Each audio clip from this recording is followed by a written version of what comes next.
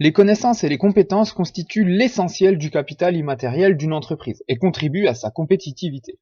Pour la maintenir et la renforcer, l'entreprise doit donc mener une politique de management des connaissances dont les modalités sont variées.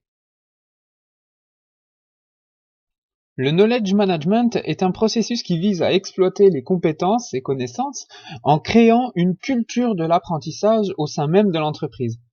Ce processus s'appuie sur l'accumulation des connaissances et au partage systématique de ces connaissances pour faire progresser toute l'organisation. Nonaka et Takeshi distinguent deux types de connaissances. Les connaissances explicites, qui sont des connaissances codifiées, qui sont transmises dans un langage formel et structuré, par exemple le règlement du code de la route, ou encore les documents, toutes les procédures, etc. Et il distingue d'un autre côté les connaissances tacites, qui sont plutôt des connaissances personnelles et qui résident dans la tête de l'individu. Ces connaissances ne peuvent pas toujours être articulées sous forme de code. Ces connaissances font plutôt appel à l'expérience et au savoir-faire de la personne sans que ça soit forcément exploitable par d'autres personnes. Et c'est ce partage des connaissances tacites qui est le nouvel enjeu en matière de management. C'est une démarche incluse dans un programme à long terme qui part d'une volonté stratégique. Il existe plusieurs objectifs du management des connaissances. Tout d'abord, le but est d'éviter la perte de mémoire de l'entreprise. Le management des connaissances doit permettre de conserver dans l'entreprise les connaissances détenues par les différents experts, même après leur départ de l'entreprise.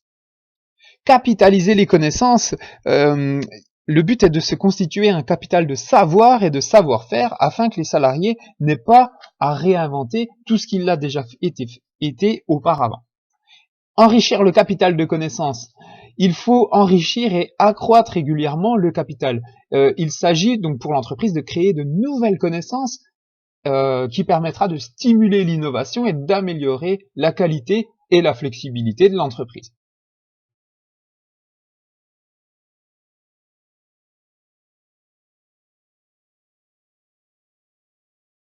Nonaka et Takeshi ont montré comment la connaissance implicite détenue par un individu peut être progressivement partagée par le groupe et devenir ainsi explicite.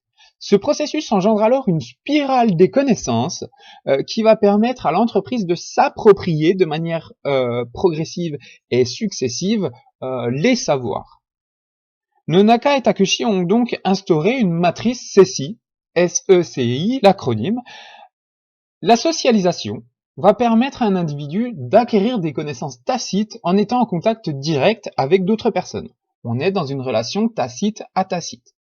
L'externalisation, relation tacite à explicite, va permettre l'articulation des connaissances tacites, donc en connaissances explicites, c'est-à-dire que les personnes formalisent les connaissances en exploitant des métaphores, en développant des histoires, en concevant des modèles, et ainsi, cette connaissance tacite va être modélisée et partagée sous une forme tangible.